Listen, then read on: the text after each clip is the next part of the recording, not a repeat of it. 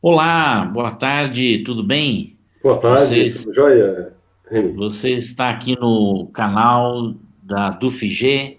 Essa é uma live do Proifes Federação, com apoio da DUFG Sindicato, chamado Esquenta para a Marcha Virtual de Ciência e Tecnologia da SBPC, que ocorre no de amanhã, onde estão todos convidados. O tema de hoje, agora nós vamos falar com nossos convidados, é o seguinte: será o fim do CNPq? Por que chegamos a essa situação? Uma análise do FNDCT.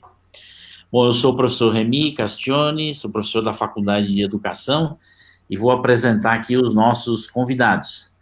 O primeiro convidado é o João Carvalho Leal, que é mestre em gestão pública aqui pela Universidade de Brasília, também tem especialização em gestão pública, é graduado em ciências econômicas aqui pela Universidade de Brasília e analista da carreira de ciência e tecnologia. E no momento está atuando como servidor no Distrito Federal.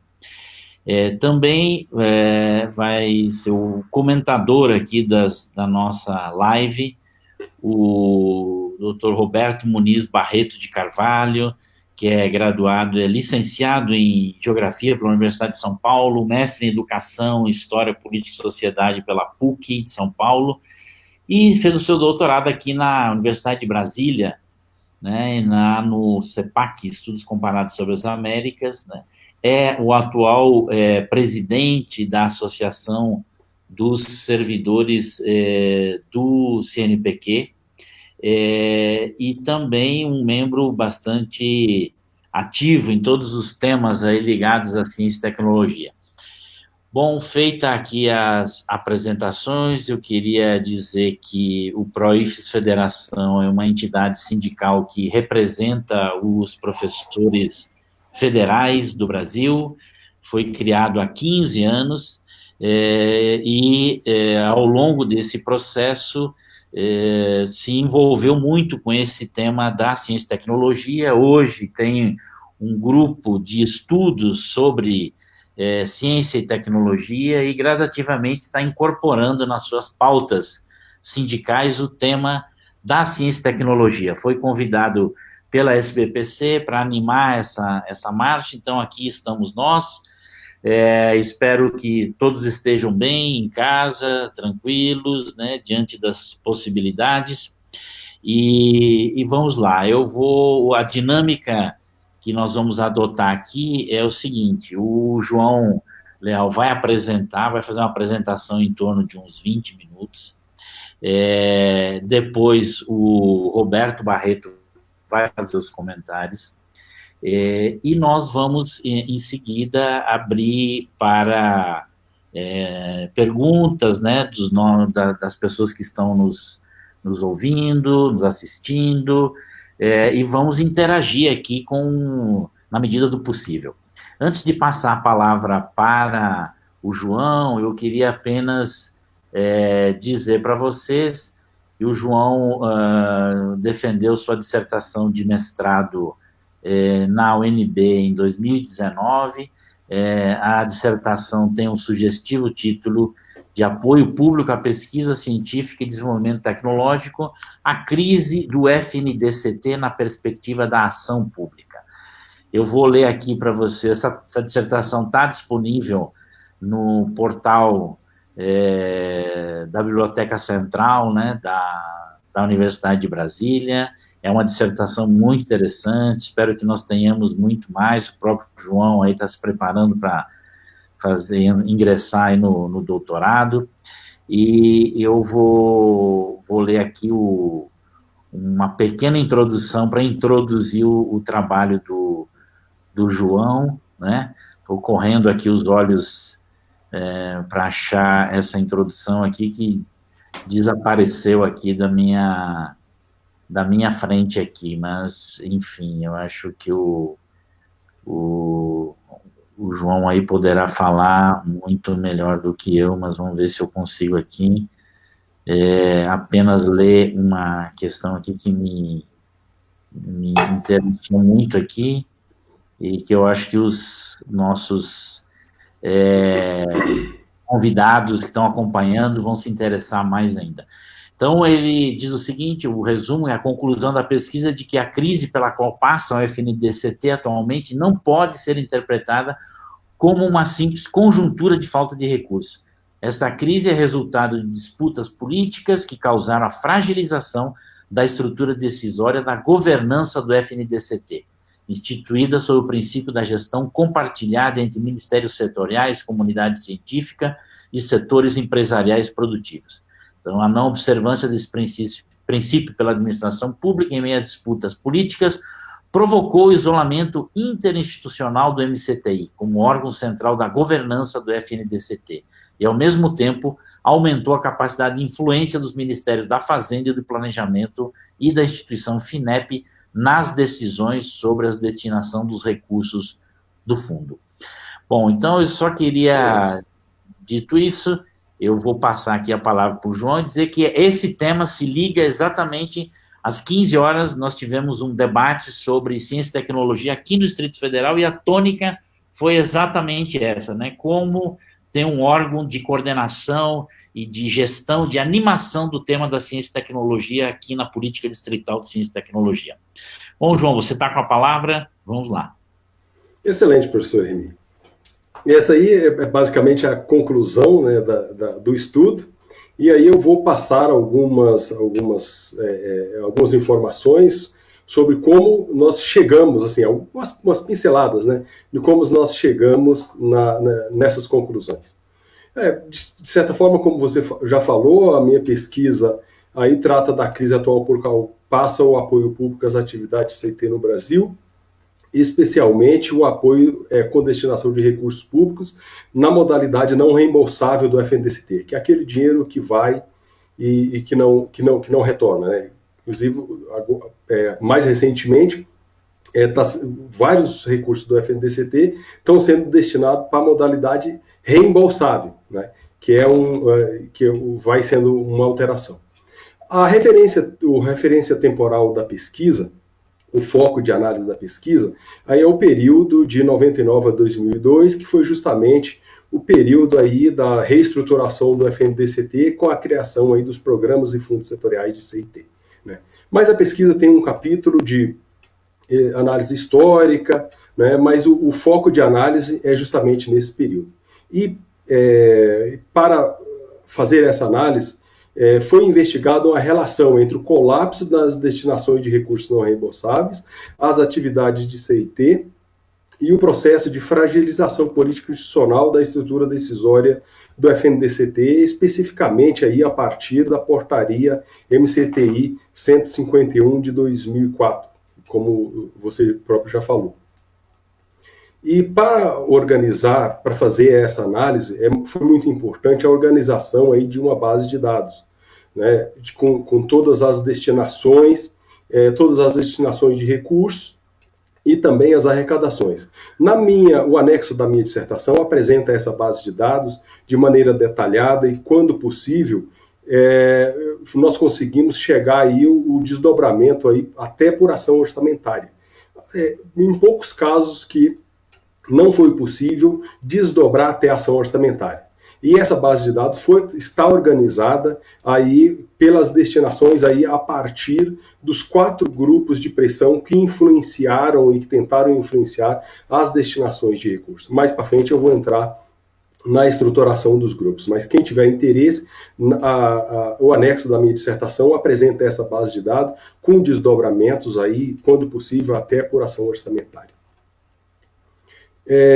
Sobre os antecedentes históricos, aí, as bases institucionais da Política Nacional de CIT são lá dos idos dos anos 50, com a criação do CNPq, BNDE, o precursor do BNDES atual, e também o Funtec, o primeiro instrumento financeiro de apoio ao desenvolvimento tecnológico, proposto pelo saudoso José Pelúcio Ferreira. E aí, nesse contexto, lá do final dos anos 69, foi mediante o Decreto-Lei 719, de de 69, foi criado o FNDCT como fonte de recurso não reembolsável para organizar aí o financiamento a projetos de desenvolvimento científico e tecnológico no Brasil. E ao longo desse processo, à medida em que a política era mais ou menos valorizada ao longo dos governos e ao longo da história, e à medida em que a política era valorizada, o FNDCT foi trazido mais para o centro decisório ou relegado, deixado mais fora. E aí a figura 2, o slide 2, apresenta aí a evolução, né, das destinações do recurso do FNDCT. A partir dessa figura, e a numeração está igual, está na dissertação, nós podemos ver que, a partir aí da instituição do FNDCT, no final dos anos, em 69, as destinações de recursos do FNDCT para a atividade de desenvolvimento científico e tecnológico aumentaram bastante e chegaram aí a 800 milhões lá no auge, em 1978. Só que no final dos anos 70, aí a crise do petróleo, o mundo entrou em crise, e não foi diferente com o Brasil, as destinações, as fontes de recursos e as destinações passaram-se a declinar. E aí, por volta de 85, foi a primeira instituição do MCTI, a criação do Ministério, né? E aí, com o saudoso Renato Acher, o primeiro-ministro, conseguiu recuperar um pouco das destinações, mas por um período muito, muito curto, e ele também saiu, e depois as destinações chegaram aí ao fundo do poço em 1991. E a partir disso ficaram aí vários anos, basicamente lateralizado, e apenas aí a partir de 99, né, que começou o aumento das destinações de recursos. E foi justamente esse o período, o foco de análise da pesquisa, que é com a reestruturação do FNDCT, com a criação dos programas e fundos setoriais de C&D. E aí fica claro que a reestruturação do FNDCT, com a criação dos programas e fundos setoriais, aumentou muito a destinação de recursos. Então, é claro isso é uma fonte de dados. Existem outras fontes de dados que apresentam valores um pouco diferentes. A pesquisa recorreu a essa fonte, que ela é da terceira Conferência Nacional de Ciência e Tecnologia. Mas, de certa forma, dá para se ver aí a questão da oscilação nas destinações de recursos, que é muito importante para a análise.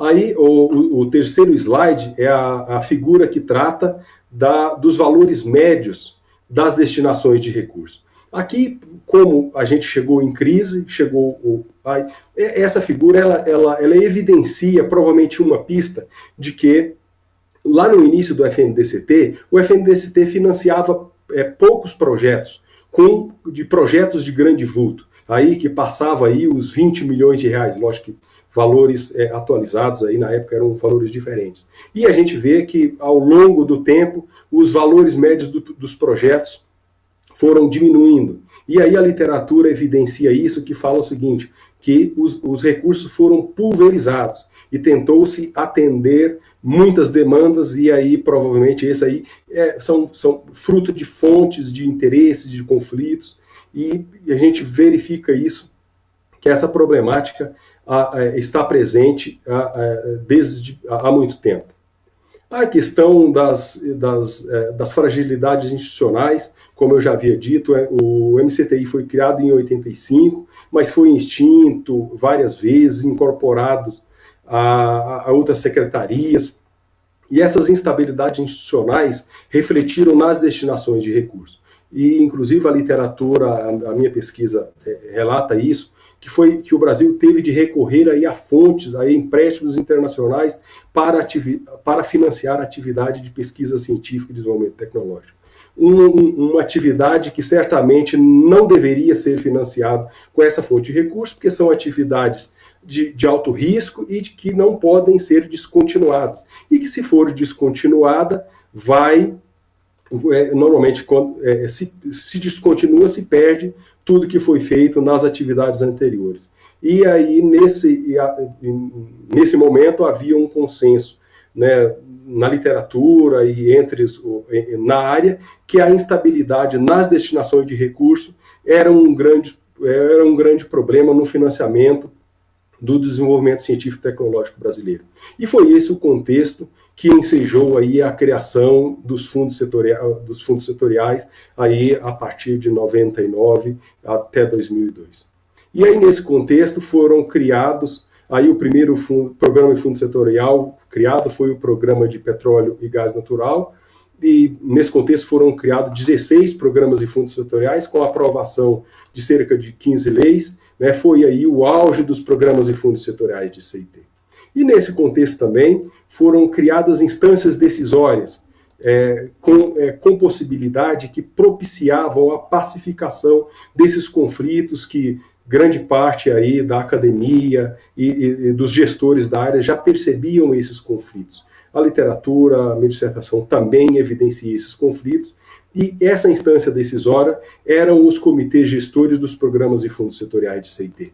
Com esses programas, cada programa tinha o seu comitê gestor, né, e esse comitê gestor era composto pelos ministérios afins, agências reguladoras, comunidade científica, agências executoras, CNPq, FINEP, e principalmente o setor produtivo interessado e atingido. Então, todas essas instâncias, todos esses atores e instituições participavam, deliberavam sobre o processo de destinação de recursos. Então, a partir dessa instância decisória, foi possível uma pacificação de conflitos, que havia essas instâncias, mais para frente eu vou mostrar essas institucionalidades, e que nesse determinado momento conseguiu-se uma razoável pacificação desses conflitos.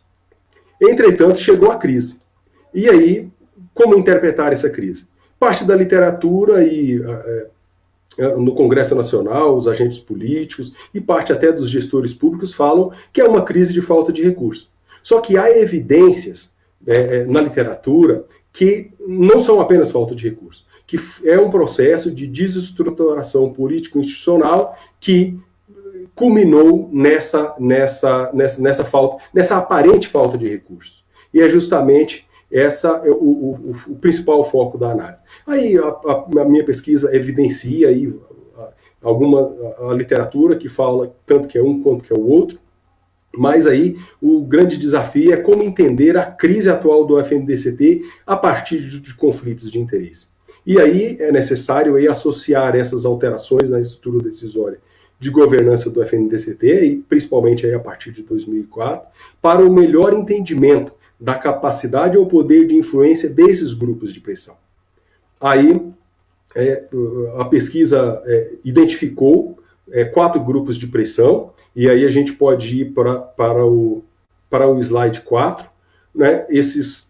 3 desses grupos de pressão foram identificados a partir da historiografia do FNDCT, e um grupo de pressão foi identificado pela pesquisa que não foi encontrado referência na literatura, na historiografia. O primeiro grupo de pressão é o grupo de pressão do desenvolvimento tecnológico, que é composto aí pelas representações dos comitês gestores dos programas e fundos setoriais de CIT, né, que é as destinações originárias previstas nas leis que instituíram os programas e fundos setoriais.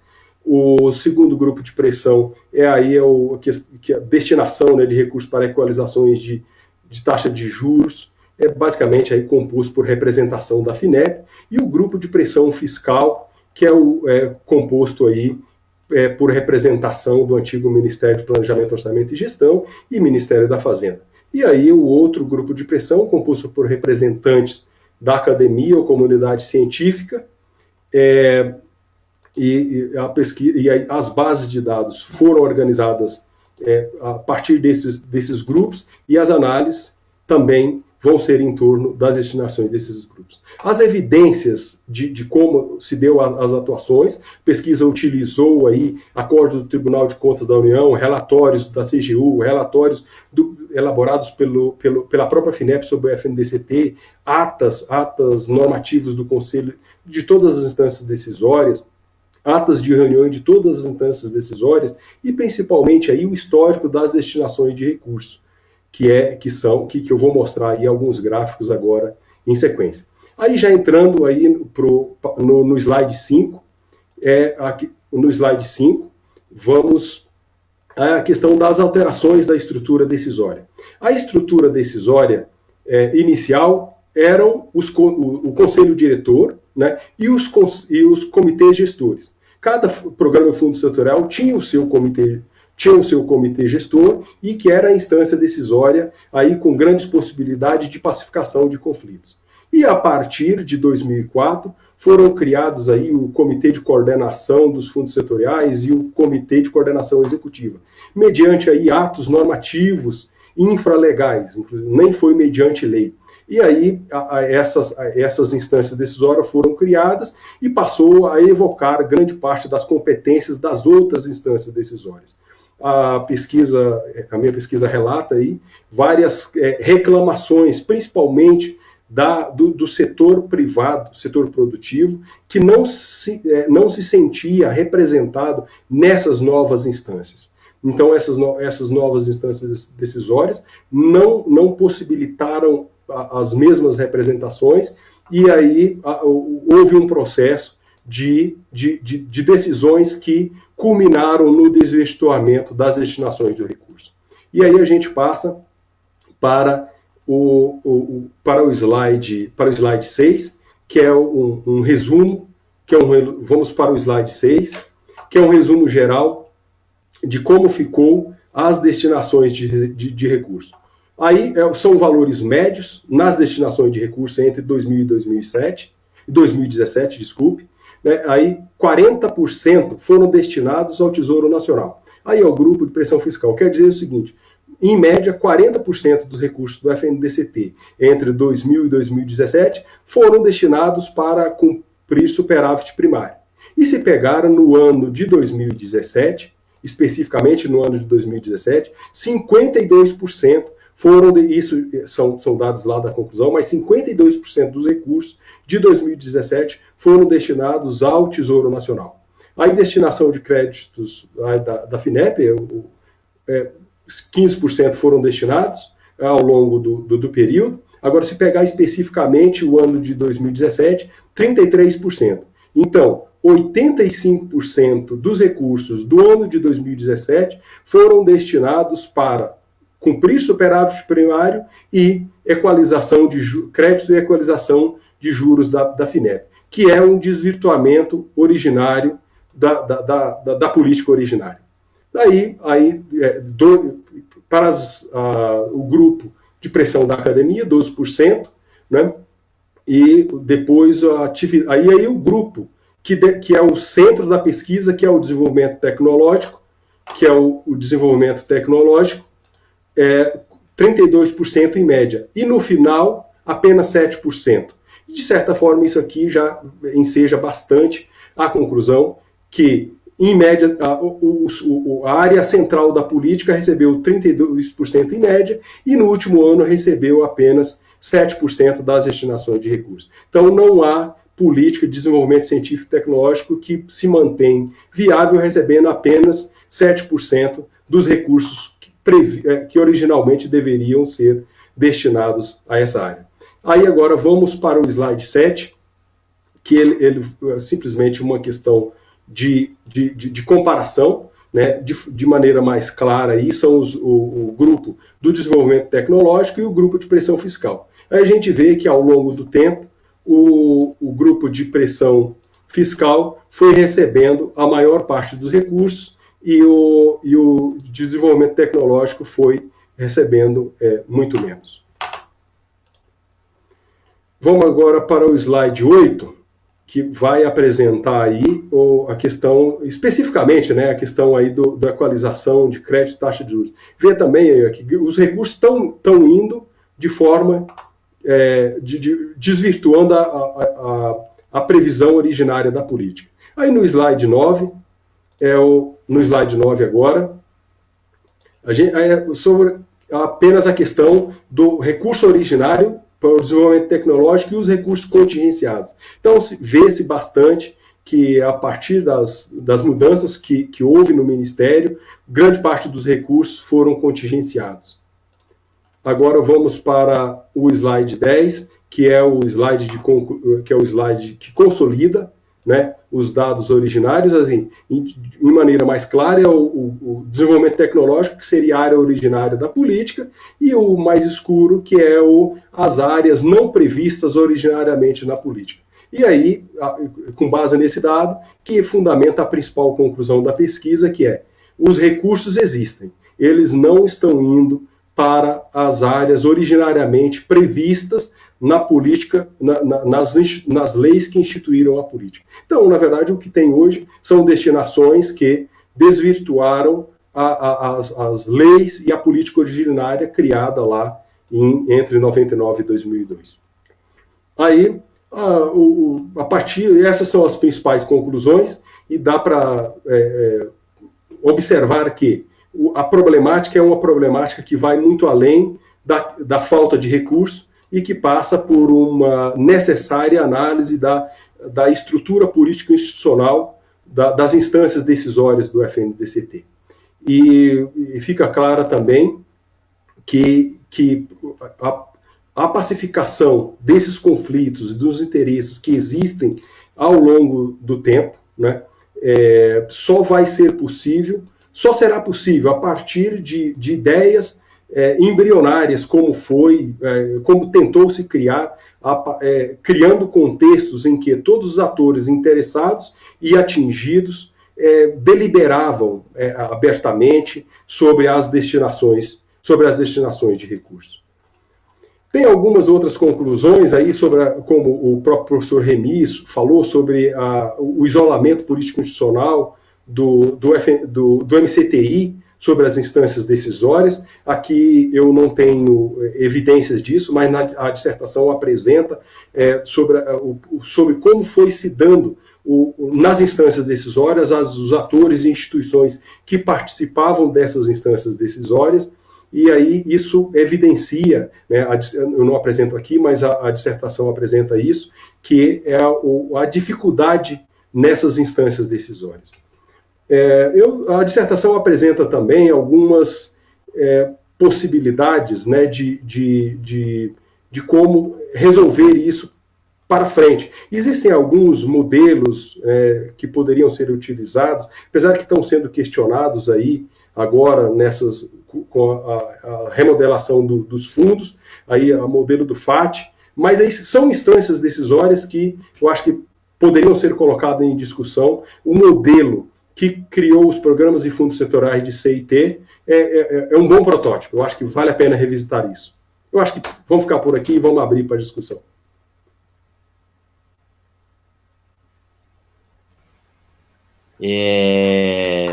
Bom, obrigado, João. O microfone estava desativado aqui, te agradeço. Então, para aqueles que estão se conectando agora, né, vocês estão no esquenta da Marcha Virtual da Ciência, da SBPC, e vocês estão aqui, claro, no canal da DUFG, que é um dos sindicatos pertencentes à Federação PROIFES. Então, PROIFES, juntamente com os seus sindicatos federados, está organizando uma série de atividades relativas à marcha que vai acontecer amanhã, onde também nós vamos ter, além das transmissões nacionais, as transmissões locais. Bom, eu queria passar agora para o Roberto, né, dizer que nós temos aqui já algumas pessoas que estão nos seguindo aqui, que estão entrando, deixando comentários, né, como a professora Gilca Pimentel, lá da Universidade Federal do Rio Grande do Norte, que diz: muito importante esse tema para pensar a ciência hoje em tempos de perseguição e redução de financiamento da ciência. Muito bem, então vou passar para o Roberto, presidente da Associação dos Servidores do CNPq, para os seus comentários, né, e questões aí para o João responder. Perfeito. Boa noite a todos, boa noite a todas que estão nos vendo aqui. Eu queria, em princípio, agradecer ao professor Remy, a DUFES Goiás, ao PROIFES, por essa oportunidade. É muito importante a gente estar discutindo, nas vésperas da Marcha para a Ciência, a questão da ciência, por quem faz, por quem está interessado, por quem tem acompanhado a questão. No assunto que a gente está aqui, no tema que nos trouxeram hoje aqui, A questão era, será o fim do CNPq? Porque chegamos a essa situação. O João traz sobre o principal mecanismo de financiamento da ciência e tecnologia no país, que é o FNDCT, né? Esse estudo dele é um estudo pioneiro, é muito completo, né? E é bom que as pessoas conheçam isso. Muitas vezes os pesquisadores, os professores universitários, os estudantes desconhecem essas fontes de recurso, né? Eles estão muito preocupados com a sua bolsa, com o auxílio, com a chamada pública, como é que saiu o recurso para poder fazer o laboratório funcionar, para levar adiante o seu grupo de pesquisa, mas por trás disso tem toda uma engenharia, um conjunto de políticas públicas levadas pelo Estado, sob a responsabilidade principal do Ministério da Ciência, Tecnologia, Inovações e Comunicações, e do qual o FNDCT é o principal mecanismo financeiro. Ele financia diretamente a realização da pesquisa no Brasil. Isso é importante ter isso presente, né? Existem outras fontes, mas o FNDCT é o que tem maior capilaridade, capacidade de arrecadação, porque ele traz uma série de recursos que vêm, inclusive, da iniciativa privada. É importante que a gente entenda que, a partir dos anos 90, final dos anos 90, o FNDCT sofreu uma transformação muito grande. Eles foram acrescidos ao FNDCT os chamados fundos setoriais, né? O mais conhecido era o fundo do petróleo, mas tem o fundo da energia, tem vários, são quase 100 e poucos fundos que pegam parte dos royalties das empresas que investem em alguns setores, e esse recurso é levado para o FNDCT, que deverá ser aplicado em ciência e tecnologia. Só para vocês terem uma ideia, a estimativa para este ano de arrecadação do FNDCT era em torno de 5 bilhões. 5 bilhões. Esse dinheiro, se chegasse até a ciência e tecnologia, mudava o país. A gente teria um outro país, uma outra realidade no desenvolvimento científico e tecnológico brasileiro. E para falar numa questão atualíssima, a gente teria uma outra realidade no combate, por exemplo, ao coronavírus, ao Covid-19, né? Porque é fundamental que a ciência esteja na linha de frente desse tipo de combate. E para isso a gente precisa de dinheiro, a gente precisa de investimento, a gente precisa de política. Imagine se a gente tivesse à disposição todo esse dinheiro. Tradicionalmente, os recursos do FNDCT são distribuídos em 3 grandes grupos, ou 3 grandes partes. 1/3 vai para o Ministério da Ciência e Tecnologia, 1/3 fica com a FINEP, e mais ou menos 1/3 fica com o CNPq, né? O CNPq é o principal braço do Ministério para executar essas políticas. As políticas de investimento em ciência e tecnologia, o apoio ao pesquisador é feito pelo CNPq. O Ministério elabora as políticas, pensa as estratégias, e o CNPq é o executor. Então, de um lado, você tem o FNDCT como a principal fonte de financiamento. Do outro lado, você tem o CNPq como o principal agente de ação, de transformar a política em realidade. Ora, este ano, o que se pensava do FNDCT para o CNPq quase não chegou para o CNPq. Por quê? Porque houve uma decisão tomada no âmbito do Ministério que o CNPq não deveria receber recursos do FNDCT este ano. E isso só foi revertido, felizmente, por muita pressão da comunidade científica, das instituições, dos sindicatos, das associações, que mostraram para o Ministério que não era possível fazer isso. O CNPq já tem programas que estão funcionando contando com esses recursos do FNDCT, como, por exemplo, com os Institutos Nacionais de Ciência e Tecnologia. Parte do financiamento dos INCTs é feita por recursos do FNDCT. Outra atividade do CNPq que é financiada pelo FNDCT são os apoios a eventos e participação de eventos, que é fundamental para o pesquisador comparecer, realizar eventos, divulgar as suas pesquisas. O FNDCT através do CNPq, financia isso. O chamado edital universal, ou a chamada universal, que apoia todas as áreas da ciência e tecnologia, também tem recurso do FNDCT. Por aí vocês veem a importância disso. E como bem lembrou o João, o problema não é falta de recurso, porque destes 5 bilhões, para vocês terem uma ideia, isso é estimativa, nós estamos falando em estimativa de arrecadação para esse ano de 2020, estimativa reconhecida pelo próprio Ministério. No orçamento, sabe quanto disso vai de fato chegar para a ciência e tecnologia? Menos de 1 bilhão. A gente está estimando aí coisa de 800 milhões, que tem que ser dividido em 3 partes. Ora, é muito pouco. E o que se faz com esse recurso que não chega à ciência e tecnologia? É aquilo que o João falou. Ele, via de regra, é transformado em pagamento da dívida pública em superávit fiscal. É um desvio enorme de sua finalidade. E por que a gente vê isso? Por que isso acontece? Na avaliação nossa, no Sindicato Nacional dos Gestores em Ciência e Tecnologia, o SINDIGCT, lá na ASCOM, na Associação dos Servidores do CNPq, a leitura que a gente faz é que o governo que está aí, assim como o governo anterior do presidente Michel Temer, e também, de certa forma, nos governos anteriores, não deram a devida importância ao desenvolvimento da ciência e tecnologia. Particularmente esses 2 últimos governos, o de agora e o anterior, têm deixado a ciência e tecnologia não como uma prioridade. Né? Nós estamos vendo uma redução drástica desde 2016, final de 16 e 17, de todos os recursos de financiamento da ciência e tecnologia. Então, caiu os recursos do FNDCT, a queda é brutal, caiu os recursos do CNPq, cai os recursos da CAPES, não vamos deixar de falar da CAPES, que é outra perna importante, embora ela esteja lá no Ministério da Educação. Então, a gente está vendo uma redução drástica desses recursos. Além dessa redução drástica, há também uma redução de quem trabalha na gestão disso. Cada vez mais a gente tem menos servidores para poder trabalhar e fazer com que esses recursos saiam do Ministério e cheguem aonde ele precisa ir, que é lá na ponta.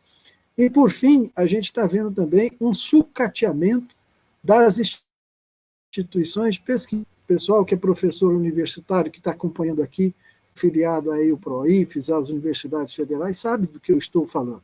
Cada vez mais tem menos recursos para equipar laboratório, para comprar reagente, para contratar técnicos. Enfim, há uma pauperização dos laboratórios, dos institutos de pesquisa, como, por exemplo, o INPE, a CNEM, o CBPF, né?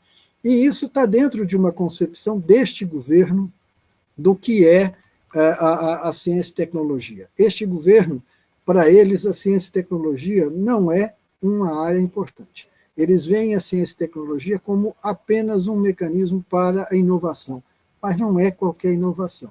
Eles estão vendo a inovação produtiva, né? Aquela inovação que vai gerar mercadoria, vai atender apenas a um segmento que é importante, mas é apenas um segmento da sociedade. Nós precisamos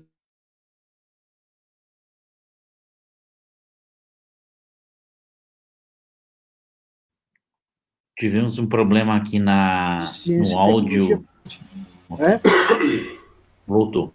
Não, Roberto, tivemos uma breve interrupção aqui e já voltamos. Ok. Pode prosseguir. Então, o que a gente tem visto é isso, é uma concepção de governo. Né? Essa concepção de governo é que tem gerado essa restrição orçamentária, esse sucateamento das nossas instituições, tá certo? Porque tem essa visão de que a ciência e tecnologia deve estar restrita a uma aplicação imediata. Ela tem que resolver questões imediatas e, principalmente, questões produtivas. Ora, a gente sabe que a ciência e tecnologia não trabalha só nesse aspecto, ela não funciona só assim. Para que eu possa gerar inovação, eu preciso de ciência básica. Para que eu possa gerar inovação, eu preciso de desenvolvimento de tecnologias. Né? Agora nós estamos, por exemplo, aí com um problema sério com as bolsas de iniciação científica. As mais de 35 mil bolsas de iniciação científica, que são aquelas que servem para estimular os jovens universitários na carreira de ciência e tecnologia, estão sendo totalmente direcionadas para áreas tecnológicas. Não todas as áreas tecnológicas, algumas áreas tecnológicas elencadas pelo Ministério. Isso, para nós, vai trazer um grande prejuízo para a ciência. Por quê? Porque o jovem, quando descobre a sua vocação para a ciência, ele não só olha para a tecnologia, ele quer participar do mundo científico. E nós precisamos dessa garotada toda, independente da área que ele queira trabalhar. Nós precisamos que esse jovem tenha possibilidade de desenvolver a sua atenção, a sua capacidade, a sua criatividade em todas as áreas do conhecimento. Restringir a apenas algumas áreas vai restringir a base de quem faz ciência, vai restringir a capacidade do Brasil em dar respostas no futuro para questões fundamentais. Quem é que pensava que a gente viveria uma situação como nós estamos vivendo hoje? Se a gente fosse pegar só as áreas prioritárias, a gente não tinha biólogos, químicos, farmacêuticos, demógrafos para tratar da Covid como a gente tem hoje. Né? Não iríamos pensar há 10 anos atrás que iria acontecer isso. E formação de recursos humanos é a longo prazo.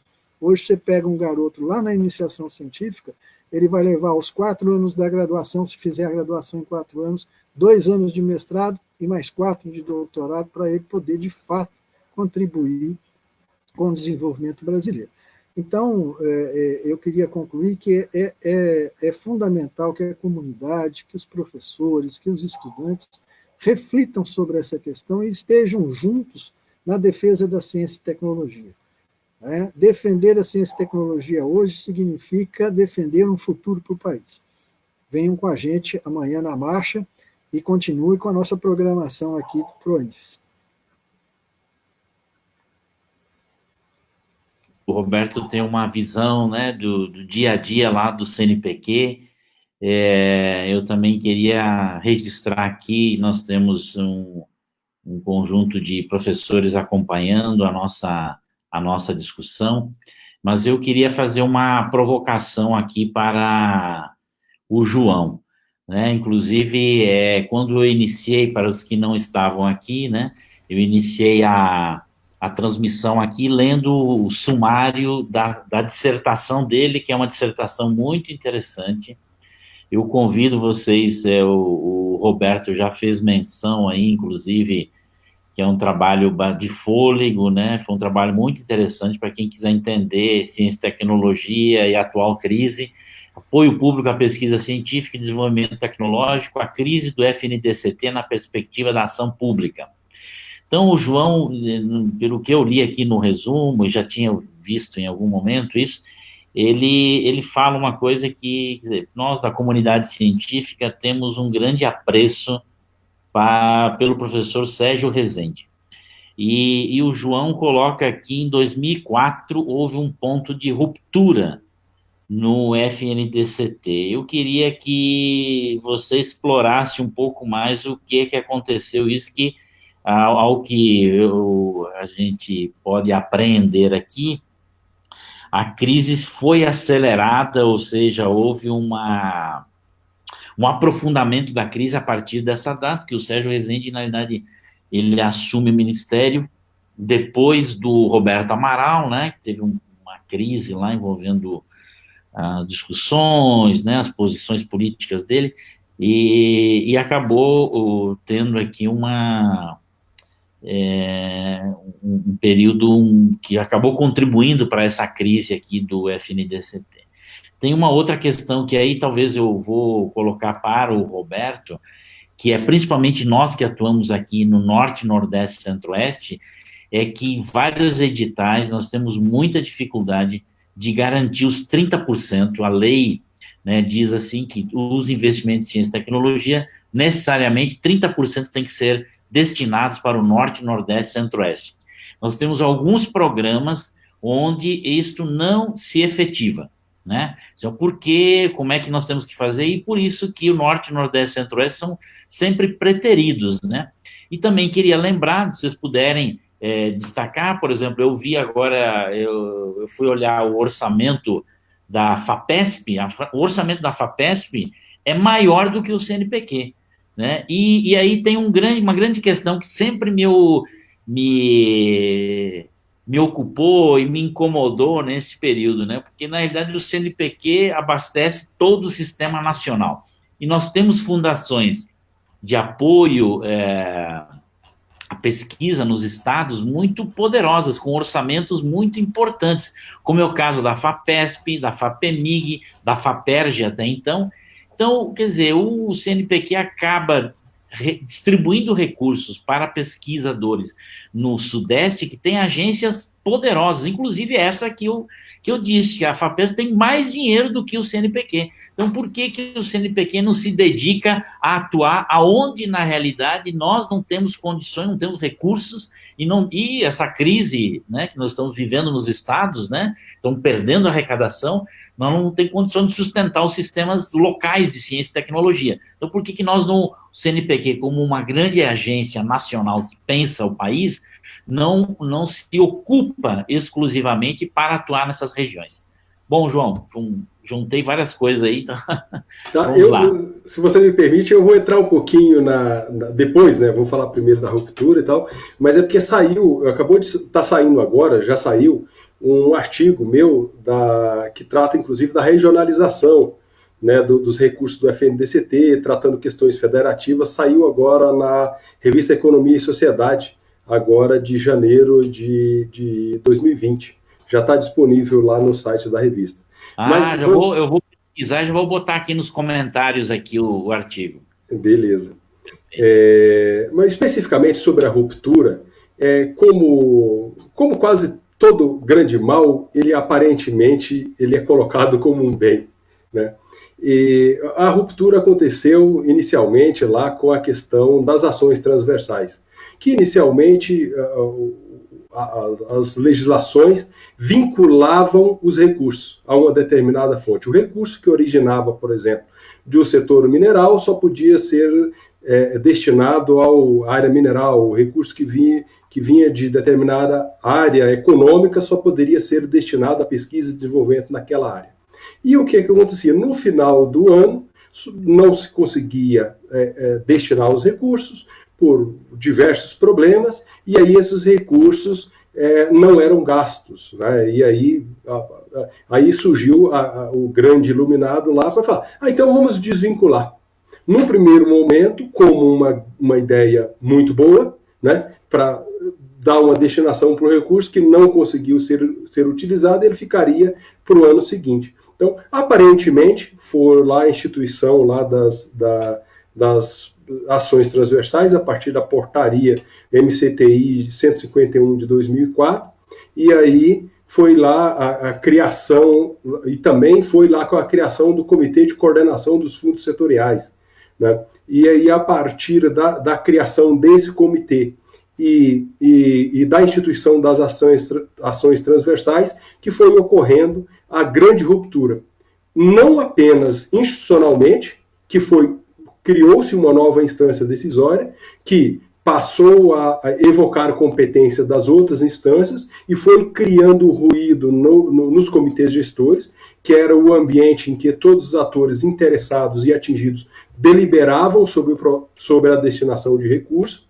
E aí, então, esse aqui é o grande ponto de ruptura institucional, e também que futuramente implicou aí o desvirtuamento nas destinações de recursos, e que quando a gente pega lá o dado de 2017, que é da minha dissertação, que chega a uma das principais conclusões de que 7% apenas do total dos recursos do FNDCT foram destinados especificamente para a área de pesquisa científica e desenvolvimento tecnológico, originariamente previsto na legislação, né? E aí, voltando um pouquinho lá sobre o artigo que acabou de sair, né, que depois o Roberto complementa, essa necessidade de capilaridade, de o FNDCT chegar nas unidades nacionais, nas questões federativas, e, de certa forma, é envolver os atores interessados e atingidos. Que conflito sempre vão existir. O desafio é existir uma instância decisória capaz de colocar isso em discussões razoavelmente organizadas e de forma tal que consiga pacificar esses conflitos. Conflito sempre vai existir. O desafio é esse. Então, o artigo que saiu agora, né? Já saiu, na revista de Economia e Sociedade, agora de janeiro de 2020, janeiro a abril de 2020, se eu não me engano, faz não um está histórico. Disponível aqui no site da revista ainda. Não está, mas se você jogar, mas já está disponível. Na Unicamp, os artigos ainda não está como revista, mas os artigos já estão disponíveis. Depois, se for o caso, eu posso disponibilizar para vocês. Ok. Eu vou pesquisar aqui enquanto você termina o raciocínio aí. Não, mas tranquilo, eu acho que está bom. E aí vamos passar para o Roberto, com certeza ele tem muito a contribuir. Obrigado, João. Eu concordo com o João, acho que a gente tem uma visão bastante próxima, João. O FNDCT, como eu disse, é fundamental para a ciência brasileira. Não dá para abrir mão desse fundo, que correu o risco, inclusive, de ser extinto numa das PECs avaliadas aí pelo Congresso. Por sorte, a mobilização da academia, da comunidade, impediu a extinção do FNDCT. Ele precisa, obviamente, de ser aprimorado, e isso que o João aponta é fundamental, ou seja, é preciso ter a participação da comunidade envolvida, de quem recebe os recursos, eles precisam ser escutados para poder se tornar mais efetivo a questão da chegada dos recursos aonde se faz necessário, né? Infelizmente, a gente está vivendo um período que não é propício para isso, mas o que o João coloca fundamental, diz, mas falta dinheiro, não tem dinheiro para nada. Na verdade, a verdade não é bem assim. Nós estamos vivendo agora, nesse momento da pandemia, uma situação atípica. Mas a coisa de 3, 4 meses atrás não era essa a questão, não é falta de recurso, né? Claro que o recurso depende da atividade econômica e essa vem diminuindo, mas mesmo assim a gente ainda contaria com recursos para alavancar a atividade científica tecnológica através dos fundos setoriais do FNDCT. O que o professor Remy colocou a respeito do CNPq é muito sério, né? Nós estamos vivenciando aí uma crise provocada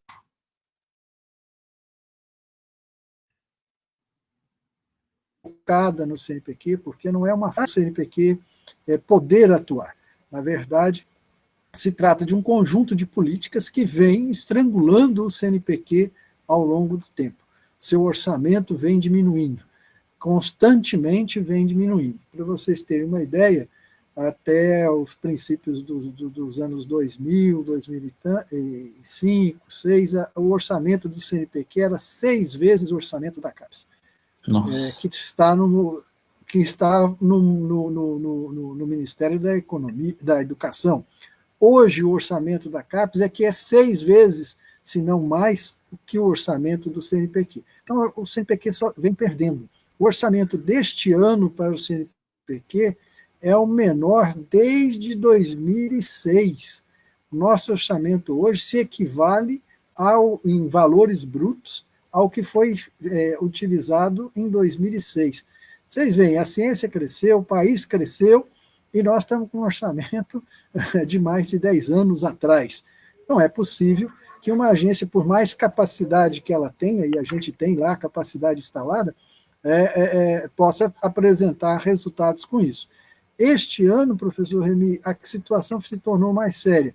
O ano passado a gente teve problema com as bolsas. Todo mundo se lembra da crise das bolsas, o CNPq ia conseguir pagar as bolsas. Acabamos conseguindo pagar as bolsas. Este ano, o orçamento nos dá dinheiro para pagar todas as bolsas. Nós não vamos ter mais orçamentário com bolsa. Mas o recurso que é destinado aos projetos de pesquisa, ao que a gente chama de fomento, aquele recurso que vai diretamente ao pesquisador, esse teve um corte de 80%. 80%. Então, nós vamos pagar a bolsa, o estudante vai ter bolsa, mas o laboratório não vai ter reagente para ele poder aprender lá no laboratório. o pesquisador não vai ter recurso para ele poder manter a sua pesquisa, porque é um corte de 80%, é um corte expressivo. A mesma coisa acontece com o Ministério da Ciência e Tecnologia. Para vocês terem uma ideia, o corte do orçamento deste ano para o Ministério de Ciência e Tecnologia foi de 42%. Então, nós temos uma redução muito grande. E com isso, professor Remy, mesmo previsto em lei, a gente acaba tendo dificuldade. Está previsto em lei que 30% deve ser direcionado a Norte, Nordeste, Centro-Oeste, excetuando o Distrito Federal. Precisa lembrar que o Distrito Federal tem uma capacidade científica instalada equivalente à do Sudeste. Hoje a Universidade de Brasília, os professores das instituições de pesquisa aqui no DF estão de parabéns, eles estão equiparados com os melhores do país, e por isso, quando se criou essa política de dar um plus para lugares que precisavam de ajuda, o DF não entrou. Mas com pouco recurso a gente fica comprometido para fazer esse tipo de política. A gente segue isso. É obrigatório seguir isso, porque está na legislação, né? Porém, a gente tem dificuldade. As desigualdades regionais no país, elas são outro problema que a gente vem brigando há anos. Todo o sistema vem lutando contra essas desigualdades regionais. Isso, sim, precisa ser enfrentado com políticas claras. Se tentou fazer isso com essa destinação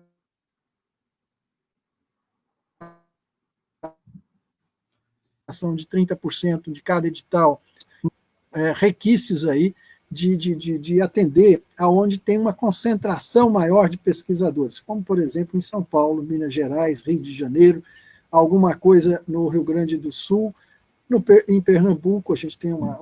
Então, a própria meritocracia acaba, de certa forma, ajudando nessa concentração. O CNPq vem há um certo tempo já trabalhando com as agências estaduais de pesquisa, as FAPs, as Fundações de Amparo à Pesquisa.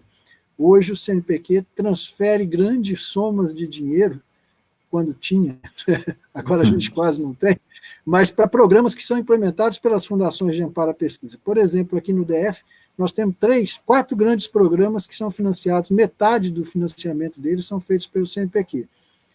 O Pronex, que é um recurso para grupos de excelência, são grandes grupos de excelência, metade dos recursos que financiam os grupos de pesquisa de excelência, o Pronex, é feito pelo CNPq.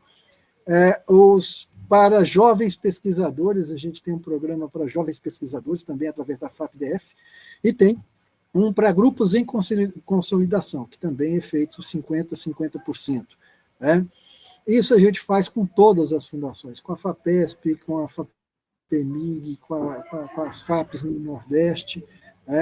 O que se precisa pensar são políticas. Nós precisamos rearticular o nosso sistema. Uma agência sozinha não faz milagre. Ela precisa estar articulada. A CNPq precisa estar articulado com a CAPES. A CAPES precisa estar articulada com as políticas do Ministério da Ciência e Tecnologia, que, por sua vez, precisa estar articulado com as universidades, que é onde a gente produz a pesquisa, que precisa estar articuladas com as fundações de amparo à pesquisa nos estados, que também precisa fomentar as fundações municipais de pesquisa, porque hoje nós temos até fundações municipais de pesquisa. Sim. O Brasil tem uma grande vantagem, pessoal, que é pouco conhecida. Nós, de fato, temos um sistema de CIT, só que ele vem sendo esgarçado, ele vem sendo sufocado, e se continuar a política desse governo, ele vai ser desmontado, infelizmente. E o Brasil vai perder muito com isso. Não Perfeito. Sei se... Não, tudo bem. Bom, nós estamos aqui já fechando 1 hora, né, da nossa live, né? Eu queria aqui agradecer o Ricardo, né, que nos deu um alô aqui. Ricardo Guanabara Leal, muito obrigado pela sua participação. Eu queria informar também que eu colei aqui nos comentários o texto do João, localizei o texto, né? Foi publicado nesse número que ele falou, o último número aí, disponível na revista, e que se intitula Governança, Federalismo e Crise do FNDCT. Tá por extenso, vou abreviar aqui. De autoria dele, João Carvalho Leal, do Alexandre Coelho Teixeira, né? O Alexandre Coelho Teixeira, que está em Cambridge, na Inglaterra, né, fazendo o seu pós-doutorado, e o Geraldo Eustáquio Moreira, que inclusive é professor lá da Faculdade de Educação, lá da UNB, né? Isso. Então, deixa eu ver se nós temos mais algumas perguntas aqui. Não. Bom, eu creio que, como já estamos aqui fechando a primeira a hora aqui, eu queria mais uma vez relembrar que nós estamos aqui nesse canal comemorando aqui o Esquenta da Marcha Virtual, né, da Ciência, que acontece amanhã, a promoção da nossa grande SBPC, que foi presidida pelo saudoso também Anísio Teixeira, foi um dos presidentes da SBPC, ao mesmo tempo que Anísio Teixeira presidiu a SBPC, presidiu o INEP e presidiu a CAPES. Não sei se vocês sabiam disso. Perfeito. Que isso é uma qualidade que hoje é impensável, uma mesma pessoa ser ao mesmo tempo presidente de uma entidade que reúne cientistas, academia, presidiu o INEP, né, e a CAPES, né, a campanha, né? Então, foi uma grande, a trajetória da SBPC é muito bonita, né? Ela foi contada no livro da professora Ana... Bom, agora fugiu o nome dela aí. Infelizmente, já foi nossa Ana Maria Fernandes. Ana Maria Fernandes, isso, Ana Maria Fernandes. Minha orientadora. Saudosa professora, infelizmente faleceu. E tem um livro, né, muito capa amarela, me lembro do livro, acho que é isso, capa amarela. É isso mesmo. E um livro muito lido por todos que estudam ciência e tecnologia, onde ela conta um pouco a história da ciência e tecnologia, né? A Paula Mello, né, também aqui está nos respondendo nos comentários. Agradeço aqui os seus... exatamente, ela está aqui corroborando aqui conosco, né, com a sua fala, aliás, Roberto, que diz que a forma como se organiza a estrutura, né, do Estado beneficia alguns grupos, determinados grupos, né, que acabam se locupletando, né. Uhum. Bom, eu queria encaminhar aqui para os finalmente, né, e eu queria, assim, para deixar, enquanto vocês puderem responder, já incluindo os comentários finais, que foi o seguinte: quando o ministro Aldo Rebelo, ex-ministro Aldo Rebelo, assumiu o Ministério da Ciência e Tecnologia em 2015, né, no último mandato da presidenta Dilma, foi contratado um estudo de uma grande economista, né, a Mazzucato, né, Mariana Mazzucato, que produziu um relatório que eu acho que, infelizmente, esse relatório foi enfiado em alguma gaveta aí. Eu sei que ele está disponível na página do CGE, mas ela trouxe uma grande... fez uma grande reflexão, né? Um pouco ela estudou todos os países que orientaram, né? Inclusive o livro dela conhecido no Brasil, Estado Empreendedor, Mariana Mazzucato, e ela apresentou um pouco umas propostas, né, para o Sistema Nacional de Ciência e Tecnologia, que o Brasil deveria se mobilizar por missões, né, grandes missões, que eu acho que essa é a grande dificuldade que nós temos, né? As nossas próprias fundações de apoio à pesquisa se perdem muito a fazer pequenos editais, atender, e mobilizam uma enorme energia para isso que não, na realidade, não se transforma em nada, né? Agora nós estamos vendo aqui mesmo no Distrito Federal, onde a gente está transmitindo aqui isso, a nossa FAP-DF, por exemplo, ela remodelou o seu sistema e está se ocupando, de fato, com...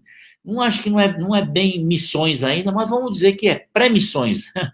Então, acho que nós já estamos caminhando para isso. Bom, eu queria Então, encaminhar para os comentários finais de vocês, se vocês puderem falar alguma coisa desse estudo da Mazzucato, se alguém está estudando isso, alguém utilizou isso, enfim. É isso. Não sei se o Roberto primeiro, o João depois. Não, deixa eu... Fica à vontade, João. Ok. Eu até ouvi, eu saí do Ministério em 2018, né, então já estou meio fora lá, mas assim, as grandes missões, eu acho que aquele gráfico que a minha pesquisa apresentou sobre o processo de fragmentação, né, a literatura fala disso há um bom tempo. E à medida em que você... a questão dos interesses, eles são inerentes às atitudes humanas, né? E política pública são escolhas. E políticas públicas, pela própria definição, elas são conflituosas.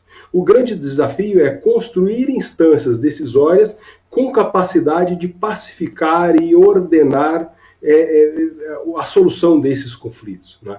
E aí o grande desafio é o entendimento de que, se cada um ficar lutando separadamente, tentando fazer que o seu interesse sobressaia e não tentar criar instâncias que possam compatibilizar esses diferentes interesses e criar uma certa ordem para a aplicação de uma política que nos retire, né, de um contexto de dependência tecnológica. Se a gente pegar aí a nossa balança comercial, o nível de agregação de valor dos produtos que são consumidos pelo Brasil, grande parte o nível de importação é muito alto.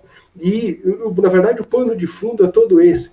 Como toda a Política Nacional de Ciência e Tecnologia, cujas bases iniciais foram instituídas lá nos idos dos anos 50, a gente evoluiu, a gente não conseguiu superar esses grandes gargalos.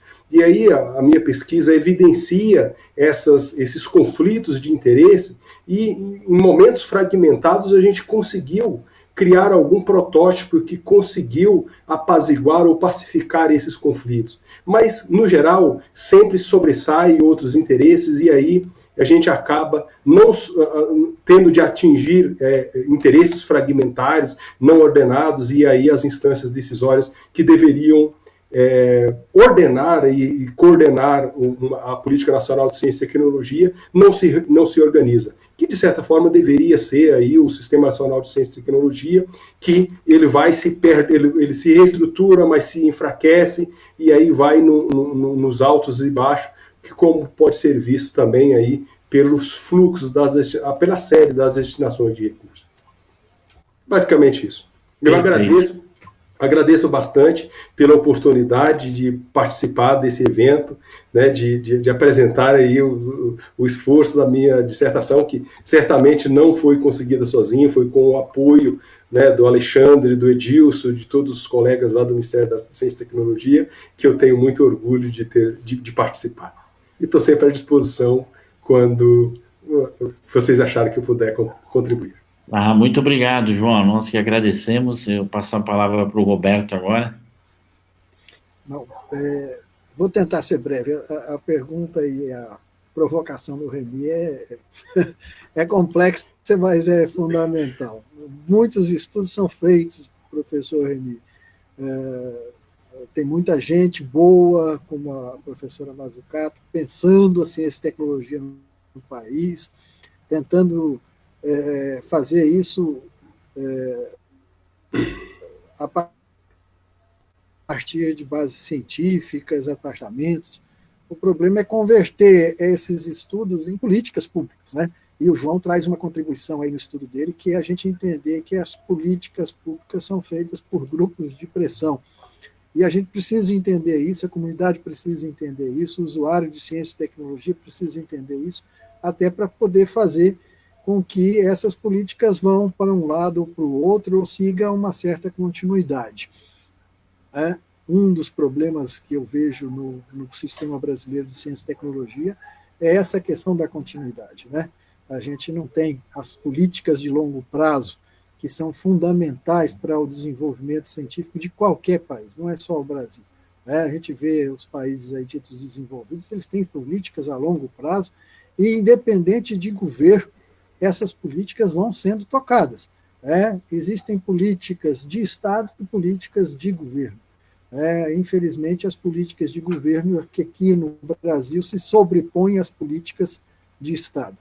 E nós, servidores públicos que trabalhamos na área, gestores, a gente nota muito isso, porque nós somos agentes de Estado.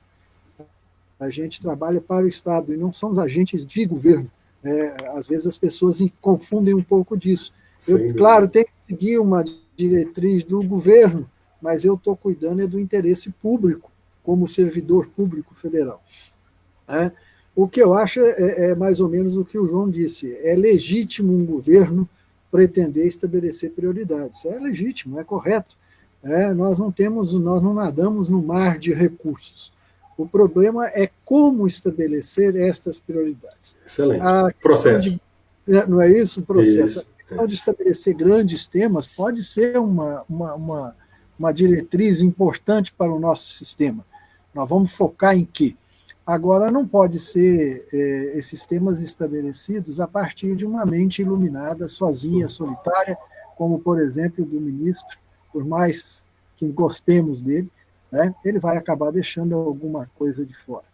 O que nós, por exemplo, hoje estamos reclamando das prioridades elencadas pelo Ministério em recente portaria é justamente isso. Não foi escutada a comunidade, não foi escutado quem faz pesquisa, quem executa pesquisa, quem faz gestão da pesquisa. E, obviamente, quando as decisões são assim tomadas, elas correm o risco de ter efeitos negativos. Primeiro, para a sua implementação, porque quem vai ter que implementar não participou daquilo, vai ter dificuldade para implementar, e depois para a aceitação disso para quem realmente está lá na ponta fazendo. Então, a ideia de temas e áreas prioritárias, eu acho que vale a pena ser pensada, como propôs a professora Mazzucato. E, de fato, acho que o estudo dela deve estar em alguma gaveta. Foi publicado, tem gente que estuda, tem aí, mas não houve uma grande difusão. O que nós precisamos é construir esse diálogo que é fundamental para que a gente possa traçar políticas de Estado. Só assim a gente vai conseguir avançar. E isso é fundamental que, como o PROIFES, como o nosso sindicato, o SINDIGCT, do qual o Alexandre faz parte, o Edilson, que foi citado aqui, também faz parte, assim como a SPTC, que está fazendo essa marcha, a Academia Brasileira de Ciências, tem que ser chamada para esse diálogo, para a gente estabelecer essas prioridades e que a gente possa caminhar juntos. Ao estabelecer prioridade, alguma coisa vai ficar de fora, mas se for consenso, se tiver um entendimento, isso não vai causar tanto dano, nem tanto trauma. Vamos ver se a gente caminha nisso. Eu só queria agradecer de novo o convite e convidar as pessoas, que é uma das funções daqui, participar amanhã nas atividades da Marcha pela Ciência. Parte desse debate que nós estamos fazendo aqui amanhã vai se repetir, ou vai ganhar outras cores. Às 15 horas eu vou estar lá como debatedor no painel que fala da ciência e tecnologia no Brasil, perspectivas e futuro. Participem, Ginha aí, vai ser importante e interessante. Obrigado, professor, pelo convite. Parabéns, João. Obrigado, professor Roberto. Perfeito, Roberto. Agradeço ao Roberto Muniz, presidente da Associação dos Servidores do CNPq, o João Leal, pela disponibilidade de estar aqui conosco. Então, nós encerramos aqui no dia de hoje essa marcha virtual, essa promoção do PROIFES pelo esquenta da marcha. Amanhã nós continuamos, além das atividades nacionais, pela manhã nós temos uma atividade nacional, e às 11h30 nós temos aqui de Brasília uma discussão sobre cientistas e ensino de ciências em tempos de pandemia de Covid-19. O que mudou? Que é exatamente a discussão sobre o despertar da ciência e despertar os jovens para esses temas importantes. Vai ser às 11h30, coordenada pela professora Juliana Botecchia, que é da Secretaria de Educação aqui do Distrito Federal. Vai ter o professor Ricardo Goschi, do Instituto de Química da UNB, e o professor José Pacheco, da Escola da Ponte de Portugal. Então, Excelente. agradeço a vocês, né? Também deixo aqui um recado que essa live vai ser gravada e vai ficar disponível na página lá do FIGE. Inclusive, aqui eu estou recebendo uma informação muito importante, né? Que o Senado Federal acaba de manter os profissionais da educação entre as categorias que foram excetuadas do congelamento. Então, temos aqui uma grande vitória para comemorar. Acho que foi uma importante vitória, uma mobilização que o PROIFES liderou juntamente com as entidades nacionais da educação, e livrou os profissionais da educação, os trabalhadores da educação desse congelamento aqui. Então, temos muito a comemorar, como também estamos comemorando hoje aqui com a presença de vocês, inaugurando esse debate sobre ciência e tecnologia, promovida pelo PROIFES e pelo seu grupo de discussão, grupo de trabalho sobre ciência e tecnologia da nossa Federação dos Professores do Magistério Federal. Muito obrigado a vocês, um grande abraço e até amanhã. Até amanhã, obrigado. Obrigado, até amanhã. Até logo.